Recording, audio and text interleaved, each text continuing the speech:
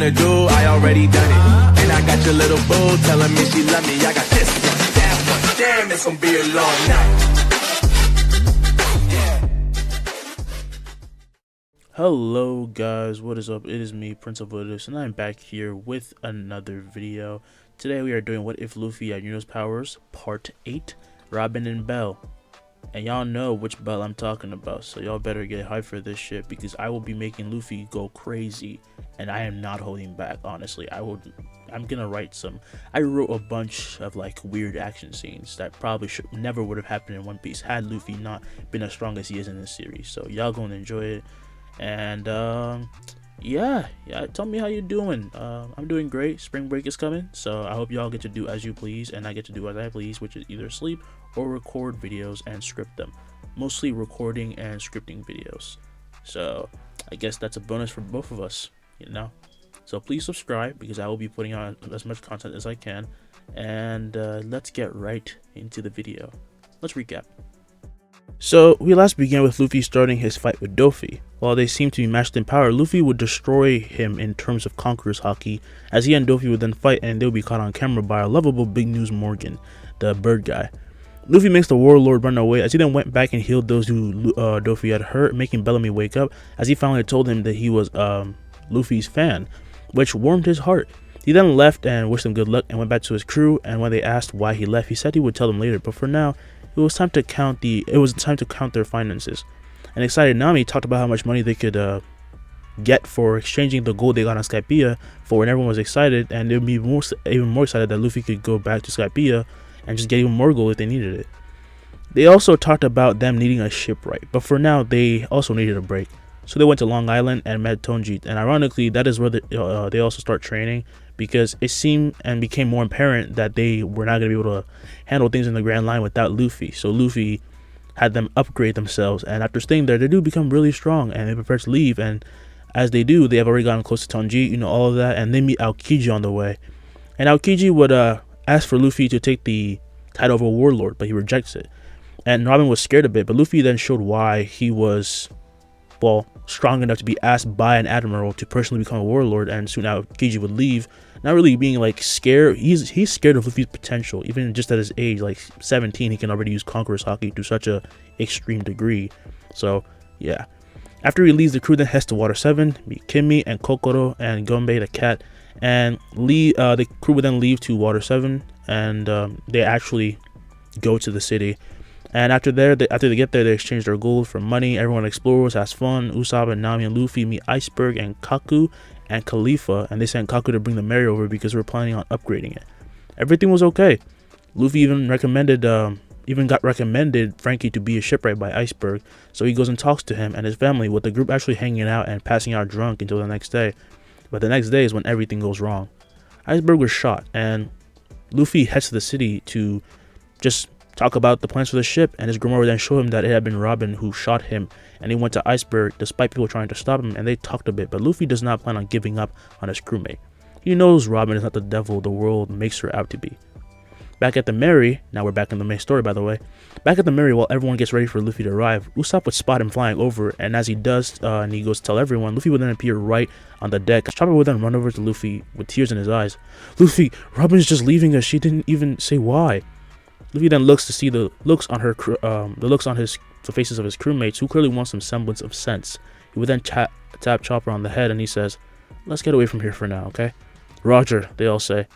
Finding a cave, the Tempest would then light up some lamps and get ready to talk, and as they sit on their deck, Zoro would then ask, "Did she betray us?" Sanji would then say, "You can't just assume that, you must." Luffy, however, cut him off, saying, "Stop it. She has." Hearing this from Luffy himself sombers the mood, because they were just starting to welcome Robin as a member, but then their captain would smile, saying, "But that's not by choice." "Wait, what do you mean by that?" Nami asked, as Luffy would then say, "The government's doing some shady work behind the scene. Iceberg says that he was shot by her, but someone else was there, someone masked. You can see where I'm going with this, right?" Someone's making Robin do this? Those bastards, Sanji thought, as Luffy would then say, "Unfortunately, we can't take action right now. Be patient. As much as it may bother you, this isn't the time yet. We wait until they dig their own hole in graves, and that's when we'll take her back." Now, luckily, like I discussed in the last part, Lagunaca is coming, but is not ready to erupt yet, and will be halted for more than usual. And people are preparing to move to higher ground, and some already have, just to sleep for the night, just in case it does come as they're trying to sleep. But regardless, the city is in a panic as even Franky finds out about Iceberg being shot, and suddenly starts to doubt Luffy. And as he sits in a bar talking with Blueno is when he gets filled in on this, and Franky would then ask, "Is he good?" "Of course he is," Blueno would say. "Now, here's your cola." He lays out 3 bottles in front of Franky, who opens up his cybernetic stomach and replaces his used cola bottles with the new ones.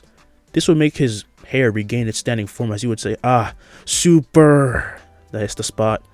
"Hey, how you doing?" Kokoro would say, as she would then arrive at the bar, ordering some booze for herself, and Franky would then yell, "Why the hell did you bring some kids in here?" He says this because Kimi and Gombe came with her, but she says, "It's fine."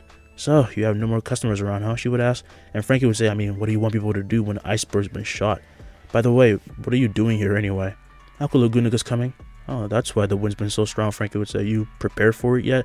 Kokoro would say, "Nope, I ain't got a home for it to sink, so it's better that way. I'll just hang around here anyway." But, about the shooting, do people really think the Straw Hat Kid would actually do that? Franky would then ask why it wouldn't be possible, with Kokoro then saying Luffy is a powerful man who could destroy this entire city if he wanted to, so why would he go after one man? "Yeah, and he's pretty," Kimi would say, and Franky would say, "This doesn't have to do with..." Okay, look, it's either that woman betrayed them, which is a horrible move, or Straw Hat's controlling this whole thing.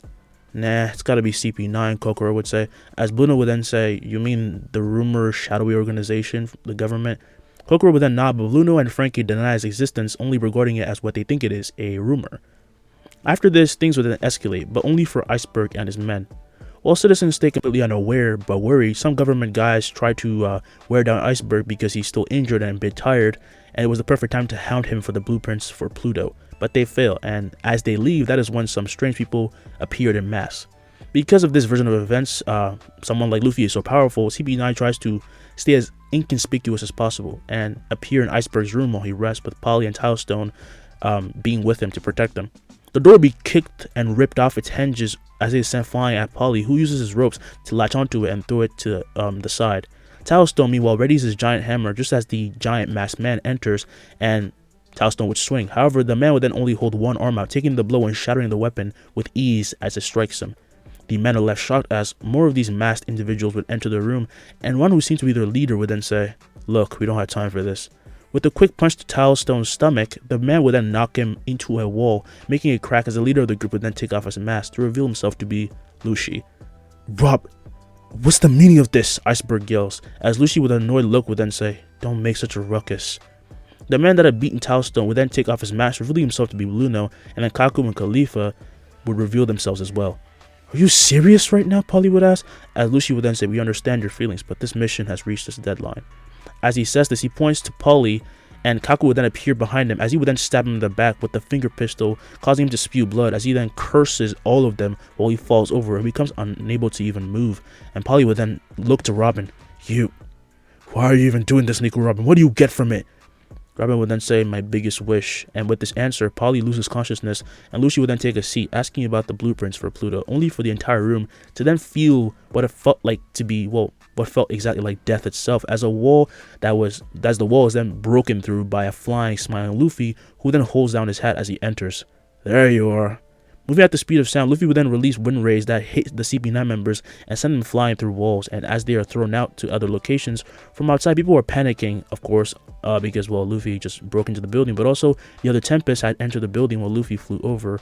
And, for example, as Khalifa gets up from being damaged and was sent to another location, before her stood Nami, as she would then swing her staff around and it explodes with a bit of wind.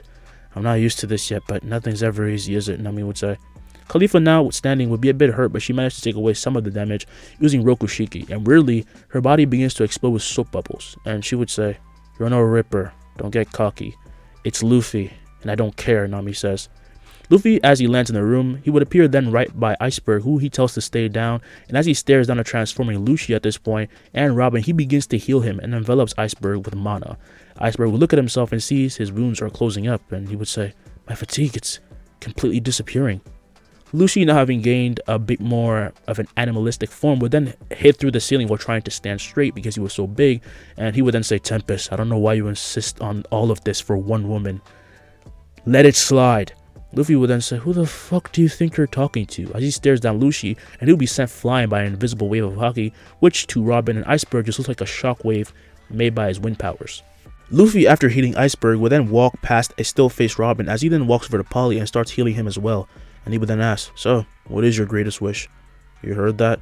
"Of course I did," Luffy would say. "I'm surprised my own friend would never tell me about something like this though."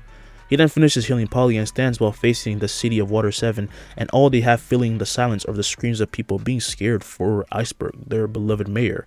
"Don't you want to live, Robin?" Robin is caught off guard by these words, asking what he knows. And she would say, "We've been playing this back and forth for a while, but you're not stupid. You know who I am, don't you?" And Luffy would then turn to face her, saying, "It doesn't matter, because we're friends. O'Hara has nothing to do with it." This name would shock her even more, as Luffy then says, "I've been reading it all since I was born, you know? It felt like a nightmare of a world, just describing it in my head. It's always something bad after another one. But this world is still beautiful, so come with me." At this point, however, out of nowhere, the Galila building would then be lit on fire, and the raging flames quickly reach the top, and using this as a desperate attempt, Robin would then run off, and Luffy quickly notices but chooses not to follow her. "He's not I don't care anyway," Robin thought, as she would then leave, and this kickstarts things into place. The Tempest fight their own battles, but they still lose, especially Usopp, who couldn't even hold a candle to someone like Bruno, who he ended up being matched with, which is kind of unlucky because Luffy was supposed to fight him in the original. But Zoro also lost to Kaku, but it was a hard sort of battle, and when he unveiled his Zoan ability, it was even more hard. And Nami lost to Khalifa's pure power from Rokushiki, and her soul powers already were just a bit too much. The burning building, of course, leads to people trying to put out the fires, and they eventually do stop as Luffy actually helped out. But Luffy also didn't use his powers to stop the fire because he didn't know if his wind would destroy the building if he used too much, or as if it would like strengthen the flames if he like just didn't use it properly. You know what I'm trying to say? Like, he's not trying to make things worse. He can use wind, but he's not like super OP with that shit. It can make things worse. So Franky is captured, by the way, and is taken on the sea train, the Puffing Tom, towards Enies' lobby, just as Lagunaca starts to come. And outside the Galila building a few hours later would be Chopper, Luffy, Usopp, along with a bunch of other Galila members, and Zoro's there as well. And yeah, you know, Polly, Lulu, Tailstone, all them people. And now Iceberg and Tailstone was also, you know, they were fully healed. And this is when they tell everyone the truth, and they would be shocked, like, so they tricked us? But why? This doesn't... Polly, however, would then say they were government dogs, alright? Jesus, to think we'd be saved by pirates. No offense. The crew, however, stays quiet hearing this, and everyone assumes they're saddened by the news of Robin being taken away. But Iceberg then notices and says something. "It would have been pretty easy for you, Tempest, so why didn't you do anything?" Luffy once again would show a big smile, similar to the one he had shown him, and he would then say, "One thing at a time. Lagunaca's still coming, isn't it?" He would then stand up and say, "Those guys won't be getting very far, trust me." "What do you mean by that?" Tailstone would ask, and Luffy would then say, "Where exactly do you think Nami and Sanji are?"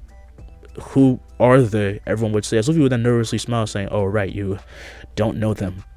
Meanwhile, on the Puffing Tom, we find Nami and Sanji aboard it and enter the first car from behind, and they're instantly surrounded by men pointing guns at them, as Sanji would say, "Don't worry, Nami, I'll protect you."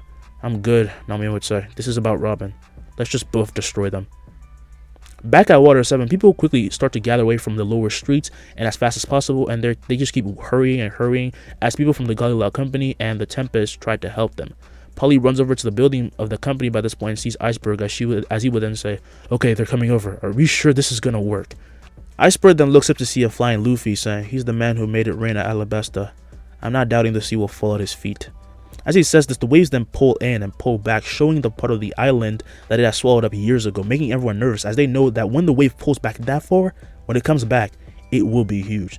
The crashing waves then return back at Water 7, rising to a stupendous height as it is about to engulf everything, but Luffy would then breathe in and out. "Wind magic, breath of the Sylph, barrier." With these words, his grimoire expels so much wind that the skies start to part, and at the shores of the island, marks begin to form and shine green before then releasing a giant gust of wind that forms into a gigantic construct. A barrier slowly forms over the entire city, leaving everyone amazed as when Lagunaca arrives and crashes, it simply washes up against it and doesn't even make anything shake. They don't even feel it. The Tempest could not be more proud of their captain as he has once again done the impossible, and people will just be like, "Damn, he really protected us. This barrier is huge."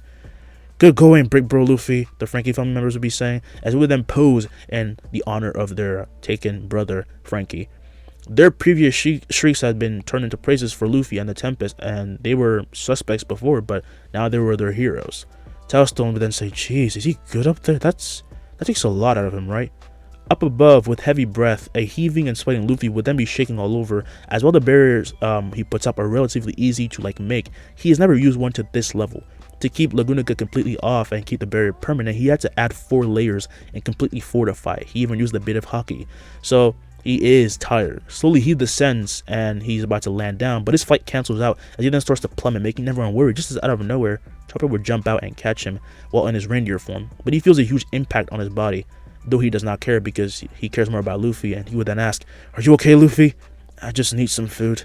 A lot of it." As they land down, Luffy uses a bit of his remaining mana to cushion them, and quickly everyone gathers as Chopper would then say that he has a high fever and quickly needs to be treated.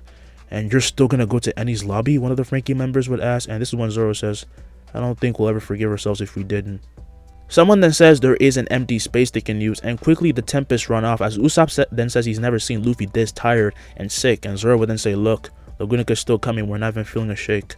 I would be surprised if he wasn't tired. Then we gotta do our part from now on," Usopp would say. After finding the room that the person pointed him to, Chopper would then put down Luffy and manages to bring him back to normal because he used an IV bag to give him the nutrients he currently needed, and he just treated him. And a few hours later, while he was still sleeping, Kokoro and Iceberg took the remaining Tempest to RocketMan, a runaway train. And Chopper would then say, "It looks so cool," and Usopp would agree because it does honestly look pretty dope in my opinion. And Iceberg would say, "Once again, I cannot guarantee your lives." Zoro, as he carries Luffy, however, would then say that they'll take that chance. And Iceberg would say, "Then you go with them, Miss Kokoro. We obviously can't leave them to their own devices." With a laugh, the old woman says, "Of course," and they begin to board. But then the Franky family would then run in, as Zanbai would then ask to come along. "Please, they took her big bro, we can't just let that go." And he would have tears in his eyes, as Zoro would then say, "Luffy, what do you think?" Well, everyone else is confused as to why he would ask this when he is clearly going to be out for a while. But then, to their surprise, Luffy's hand would start to twitch before he slowly puts a thumbs up. And Kokoro would laugh, saying, "Even in his sleep, huh?" At Luffy's hand, at Luffy's demand for them to come, his hand would then slump back down, and the Franky family all begin to cry as they would yell out his name. And Chopper would say, "Shh, don't yell so much. He's still sleeping." And they then close their mouths because it's just weird. He's still sleeping, but he has enough will to just say "Yeah, come along, bro. I got you."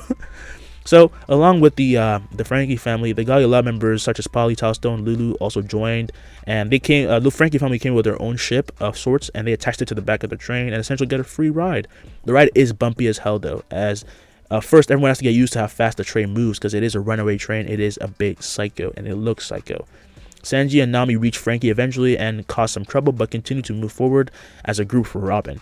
And using a snail transponder, the two groups will then be communicating, and Zoro takes charge as the first mate, much to Sanji's annoyance, but he has to actually listen to him because they do not have the space to be arguing right now. Zoro ends up using his two sword style move where he literally cuts through a train. That is one of the coolest things ever. And also the group brings along the sumo frog Yokozuna, who they meet along the way, who stops trying to challenge the train to help save Franky, who he once knew because when he was just an apprentice, he was the pet of Franky's master. And yeah.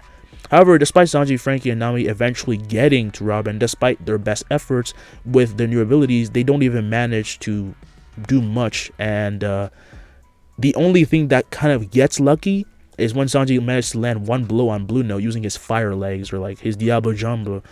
Diablo Jambe. And he kind of knocks him out. He kicks the shit out of Blue Note, but they still lose because CP9 is just way stronger, and that was a lucky move. Robin even uses her powers to keep them at bay, and she does not want help, and she would specifically say, "Stay out of my way." As Sanji and Nami are being restrained by arms and covered with cuts and bruises from Khalifa and Lucy, they struggle to get free, as Lucy would then say, "I'm surprised you go this far, but if it's only you here, then what happened to your captain?" As they are asked this question, the two would then shut up instantly, as Robin would then show a look of worry, and she would think, "Don't tell me something happened to him." Lucy, however, would say, "Whatever it is, he must be incapacitated. That means luck is on our side." Nami would say, "Robin, you have to come back, please." Robin, however, shakes her head and releases them, as Kaku would then throw Sanji and Nami away while keeping Franky, who has lost consciousness, on their car, and they leave their car out, just in the sea. And Lucy would then say, "We'll keep our promise, but you better hope the Tempest doesn't do anything ridiculous, or things could get worse. This is not just us. This is the world government they're fighting. As he says this to Robin, we're then going to cut back to the others, but they do leave ahead and leave the car behind and head to Enies' lobby, and they arrive very quickly and wake up Franky to go meet the other CP9 members.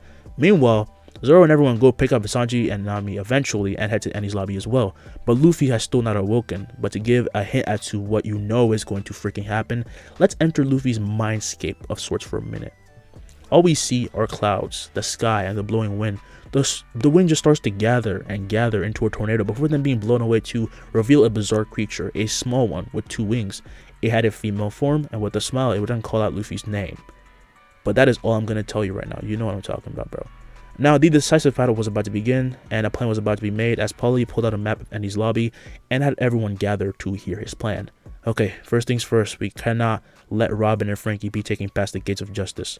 Usopp would then say, why? It's just a gate, right? That gate literally reaches the clouds, Kokoro would say, and Usopp says, I stand corrected. Then are we just gonna have to charge? Is there any other way? Zoro would ask. Polly would then shake his head saying, but we can go and open up a path for you.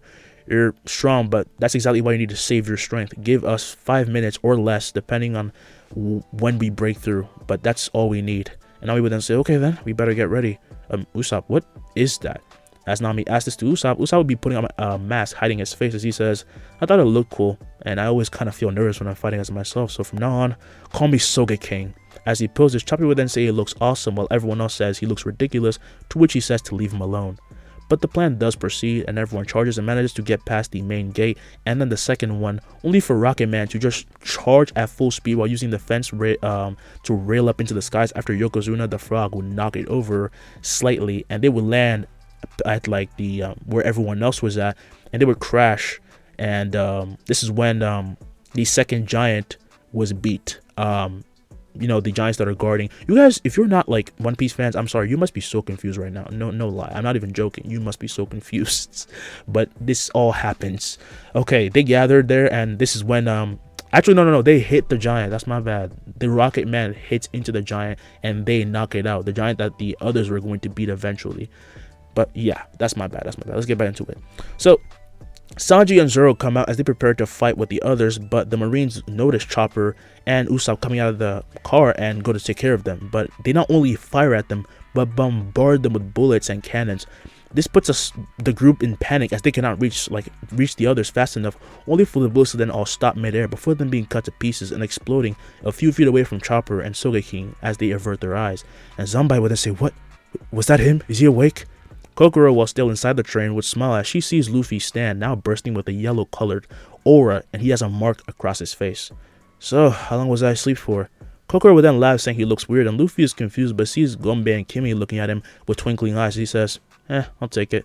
As he says this, he would then slowly walk towards the door and slide it open, and then he sees Chopper and Sogeking turn to face him while he walks down.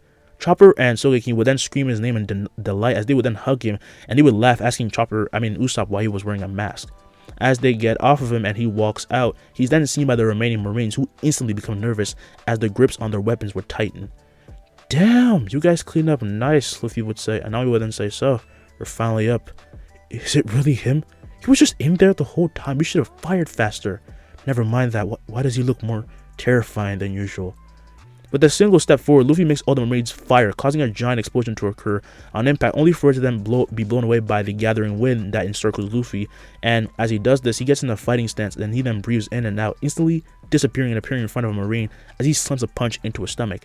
He then disappears and does the same to another, and another, and another, and all that is left is a green blur traveling across the battlefield as freaked out Marines are trying to shoot him, only to lose consciousness. To get out of his way, his companions quickly back away to see the spectacle that is what Luffy is now calling his second gear. Gear second. Flash fist.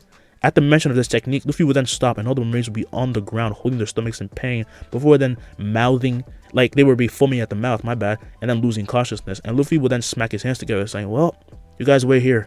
Tempests? Roger. They would all say, as the Tempest then run to Luffy and walk past the Marines on the ground. And Lulu would then say, did any of you see him? They all shake their heads as they're stuck in a gaze, but more so they're confident in the outcome of this battle now because the king is back. So as the group walks to the next gate, Zoro would then ask what was up with Luffy's energy and that tattoo on his face, and Luffy is surprised. I have a tattoo? I guess you wouldn't know since you just woke up, Sanji would say. Luffy would then laugh at this as they then walk past the knocked out giants and reach the next gate, which Luffy then tells Zoro to cut down, and as he does, in an instant they are now facing a whole group of marines who were waiting to massacre those who they had been reported had broken in. But in the presence of Luffy, they become petrified, and Luffy would then stare down at his huge army and simply says, "Let's destroy them, and quick." His eyes would shine golden as we then peer into them, but then we switch to a different perspective, a much more annoying perspective, and it shows that of Spandam, who was being told about how bad things were outside through a transponder. "Calm the hell down," Spandam would say, "and tell me what's going on." Through the transponder, the following things are said. The Tempests are heading to you as we speak. We can't stop them. I know he doesn't have a devil fruit, but Monkey D. Luffy seems to have reached some sort of awakening." With these words, what follows after are screams and the sound of explosions, as well as the piercing of wind and the Tempest screaming out Robin's name, just as the room they're in is busted through by a wind blast. On the outside, after Luffy had done this, he then nervously smiles, saying, "Yeah, still not used to this increase in power yet. You better hope Robin didn't get hurt from that. This is going to be awkward," Zoro would say. As the wall is broken through and allows the 6 of CP9 to see the Tempest, and for Robin to see her old crewmate, she would then say, "Get away from here, what's wrong with you? I didn't ask for any of you to come." And Luffy would then say, "Robin, I just woke up from the longest nap. I'm really not in the mood for lies, you know. I don't ever want to see your faces again. Just leave. Just let me die." As she says this is when she hears something, as her and everyone then turn to see Spandam press the Buster Call transponder. And Robin will be shocked. "What have you done?" Collapsing to her knees, she cannot believe what Spandam just did. For someone like Luffy, they would not just call a normal Buster Call. No. They might call in all admirals. And Luffy would then say, "Robin, what was your wish? Tell me right now." All she could think of, however, was how she wanted to end it all, but Franky, filled with anger, would then yell, "Look at them!" Startled by these words, she then sees her comrades waiting with smiles, as Franky would then say, "They came all this way for you, and this is all you have to say?" To stop this blabbing, however, Spandam would then kick into Franky's mouth, telling him to shut up, as he would then say, "I don't give a damn anymore. When they get here, you're dead, Straw Hat, dead. You see that symbol? That's what you're fighting." His words are then cut short by the sound of Sogeking's Firebird Star attack, lighting the flag Spandam was pointing to on fire, the flag representing the government itself. Luffy had told him to do this, and this sends a chill down out of the spines of all those who were present. And Luffy would then say, "Just because you look so cool, just this once, I'll call you Sogeking." Usopp would then laugh at this as he scratches his nose, and Luffy would then smile as he puts on his hat and yells, "You know what I want to hear, Robin? Come on." Robin had been, obviously, as we know, used and betrayed, left behind, or called cursed. She only brought misfortune, and no one ever wanted her back after she left, and some wanted her for money. They could get a bounty on her. But in this moment, in that instant that flag was lit on fire, she had to say it.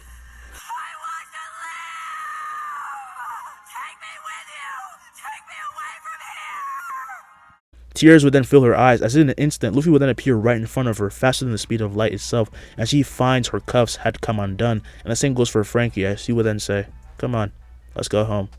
As he extends his hand out, however, Luffy would then transform, as with the roar, he uses Soru and Hyankyaku, and if you don't know what that is, use the fucking wiki, and he releases a massive wave of wind as all the CB9 members attack as well, going for the absolute just kill. They're trying to destroy him, and pure power. This would destroy part of the entire building, causing part of it to be completely lopsided and just fall off, and a huge dust cloud would form, only for that dust cloud to be blown away, to reveal the strangest thing to the Tempest. Besides, Luffy was a fairy who had casted a barrier around him, Franky, and Robin. Meanwhile, all the CB9 members were left with gaping holes in their stomachs, and they would be hung up. Actually, I can't say that anymore. The building fell off. They just have holes like in their general area. And that includes Spandam, because fuck Spandam. I can't stand that dude. He's like so fucking annoying. Belle would then turn and wave to Luffy, as she would then say, "Call me sometime." She then disappears, as does a barrier, with Franky then asking what the hell that was, and Luffy says he doesn't know. We'll just talk later. Come on, both of you. Like I said, we're going home. It's just one thing after another today." He then grabs Franky and Robin as he disappears and appears with them behind everyone, and they quickly all run down to Robin as they then welcome her back. And Nami would say, "Don't ever do anything like that again, you hear me?"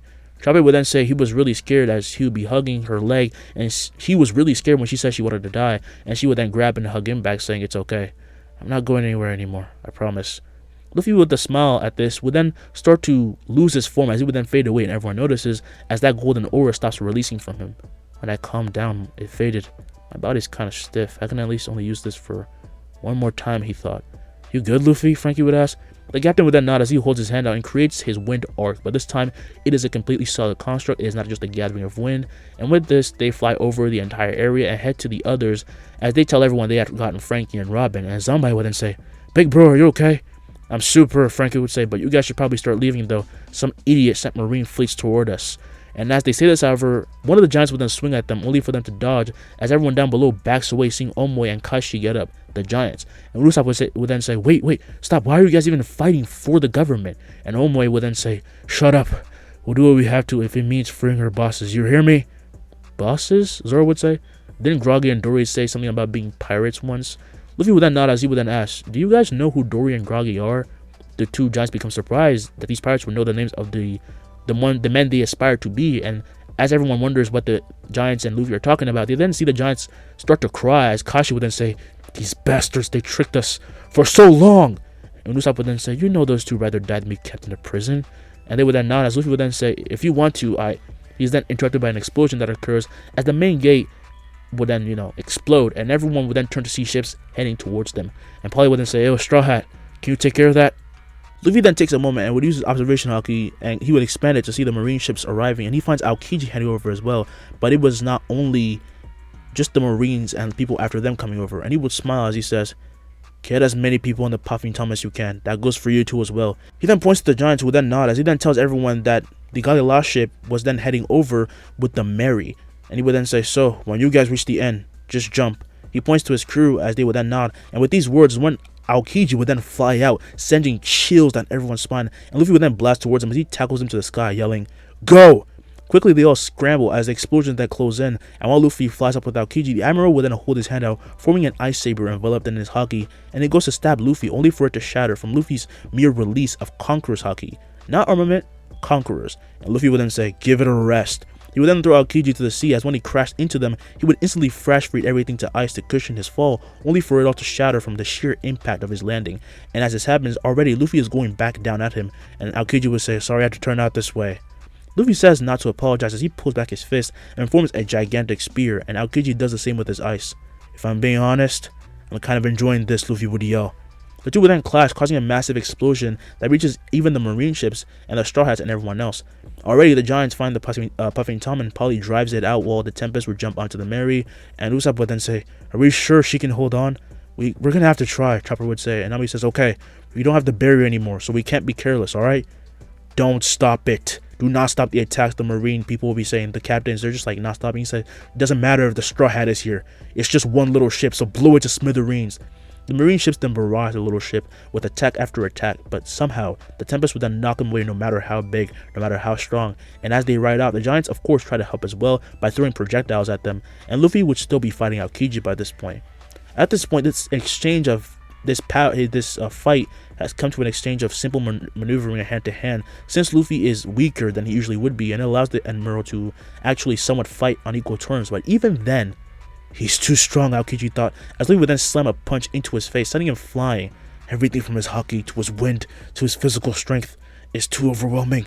As he's mid-air, Aokiji would then release a giant hailstorm towards Luffy, but then he uses one of his spells, his new ones, Wind Magic, Dance of the Spirit.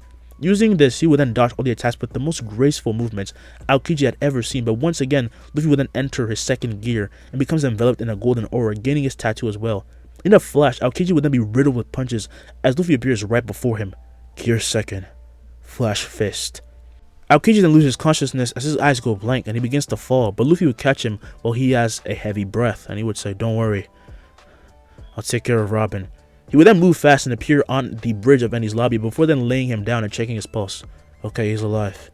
After doing his work, he then heads towards his crew, and quickly he finds the train and the ship about to be bombarded with a bunch of cannons and attacks, but then he stops with a giant barrier that he erects, and with this he makes his presence known as the Marines then look up to see him, and they would say, "Oh my god, Admiral Kuzan, oh my god, he lost turn, quickly, right now." Luffy's barrier would then however slightly twitch before then his grimoire would flip to show a new spell, Mana Zone, Wind Magic, Sylph's Breath. The shield would then explode out and expand, smashing through the ships as if they were mere toys, sending them flying as huge explosions would occur, while the train and the Mary would then forge ahead, and Franky would say, "Man, I love you guys, you know that?" As he cannot help but laugh at all of this, and he's just so awesome.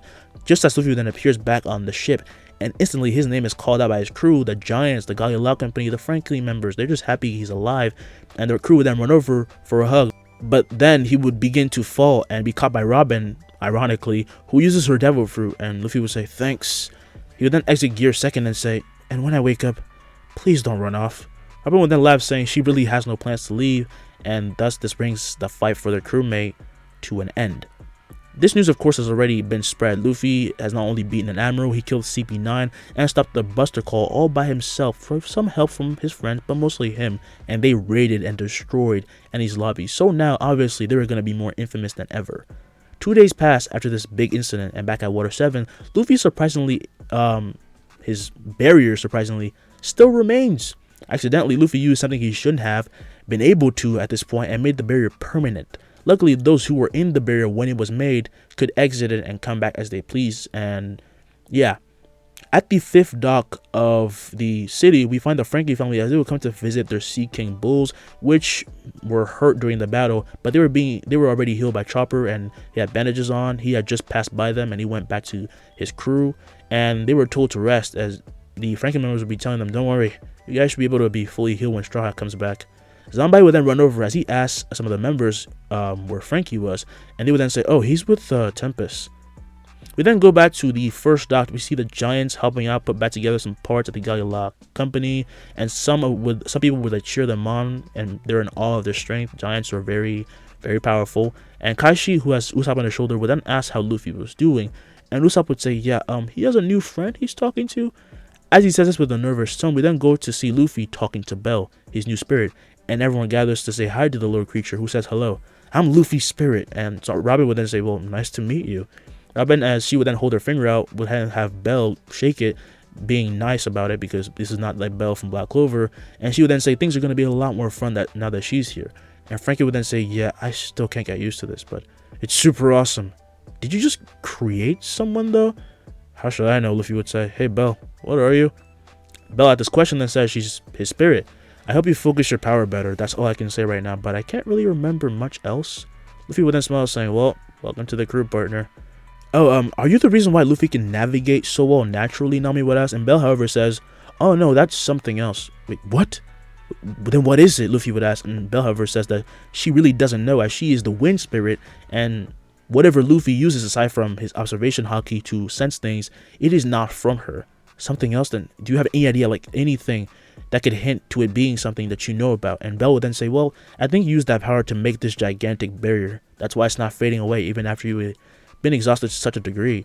And while everyone finds this amazing and curious though, Franky would then ask, "Hey, can I have a moment?" Franky would then walk to the end of Luffy's bed and sit down, as he would then say, "Let me build you a ship, Luffy." This comes to a surprise and out of nowhere, but Luffy would then smile, saying, "You have to join my crew." "Done," Franky would say. "Wait, just like that?" Chopper would say, and this is when Bell would then puff her chest, saying, "Who would say no to such a handsome face?" making Luffy laugh and making everyone quiet down as he laughs with his, like, his mere presence, you know what I'm saying? And then he asks, "What's your dream, Franky?" "Ever heard of Adam, the treasure tree?" Franky would ask, and Luffy would then nod, saying that his dream, Franky would say his dream is to make the strongest ship with the treasure tree Adam, the strongest and oldest tree in time, if I'm not wrong. If it is not the oldest, it's definitely the strongest, and it should be the oldest, because that thing is huge and has been there for a while. "You have part of the tree?" Luffy would ask, and Franky then nods as he then asks, "If you allow me to upgrade the mirror, would you ride my ship throughout the Grand Line?" Luffy would then smile and just like blow a big smile as he picks up his hat and puts it on. "Welcome to the crew." "Thanks," Franky would say. Chopper then gets excited at the prospect of being like with Franky, because Franky is so fun lately, and he begins to prance about when all of a sudden their door is busted through, and instantly everyone gets ready for a fight. And Nami would then just think, did more Marines arrive somehow? Luffy would then walk past them all with a sigh, as he then says it's not a big deal. As the dust clears, a man would then walk in wearing a dog hat, and instantly they all know who he is. "This is your grandpa, right?" Franky would ask, and Sanji would then say, wait, "Grandpa? Your grandpa's the hero of the Marines?" Nami would say, and Luffy would then say, "We really need to talk more." "So, how goes it, old man? What the hell are you doing here?" Garp would then take off his hat, as with a look of anger, he would then say, "Oh, you're too famous to properly greet your elders?" As he says this though, he then notices something new, something bizarre. Every fiber of his being was telling him that what Belle was dangerous, and he just could not figure out what she was, which made it even weirder. "Answer my question," Luffy would say. "What is it? Garp would ask, and he points to Bell, who would then pout, saying, my name is Bell. Mean. Luffy would then say, she's the wind spirit, a new member of my crew. That doesn't change my question though. Why are you here? And this brings us to the end of the 8th part. Welcome to the end of the video. I hope you guys enjoyed this part. I'm guessing you're going to, because it's awesome. I'm no lie, I'm gonna brag. This shit is fire. You cannot deny it. I have made one of the best One Piece what ifs. Honestly, I put so much work into this shit, and I'll be mad if it does not get recognized.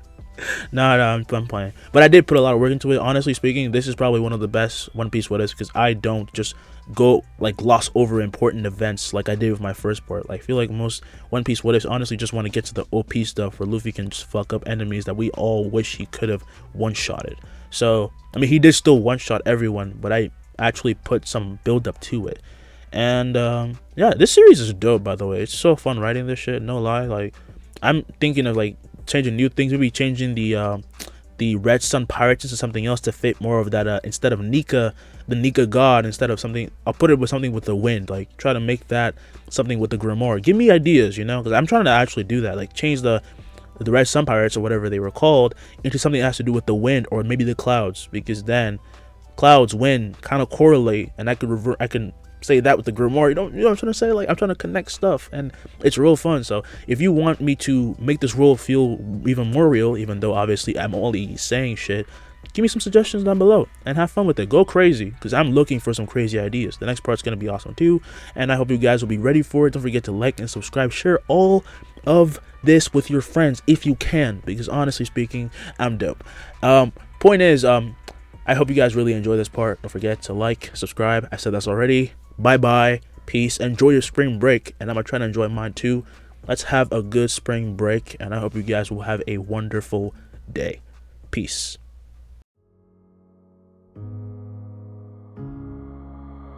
Oh darling, if I had bought you flowers, would you still be here by my side? Yeah, I thought this moment could be ours. While I'm walking